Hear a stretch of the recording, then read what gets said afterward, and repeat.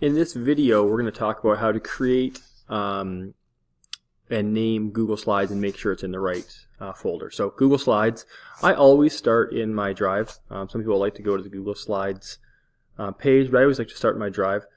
So click New, go down here to Google Slides. It'll open up a new tab with a untitled slide deck or untitled presentation. So it's really simple in order to name it.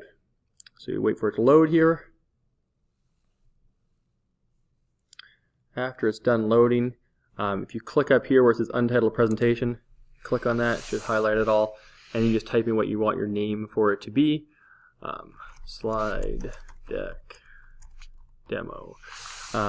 Once I click off there, it names it for me. It says it's saving it. So that's all you really have to do. It's now been created and it's been saved. It's saved in my Drive. I just like to check, hey, where is it saved to? I know mine is saved in my Tectosa folder because I started in my folder there. So if I look down here, you should be able to see it. Slide deck demo. But if you ever want to check that or move it, you can do that right here by clicking on this folder, and it'll say move to, and it'll bring up your Drive right away. It'll show you what folder you're in. So if I wanted to go back, I could go back to my Drive, but I don't want to move it. So clicking up here to change the name, clicking here to move the location so you know where it's saved. That's how you create, name, and check where it's saved properly.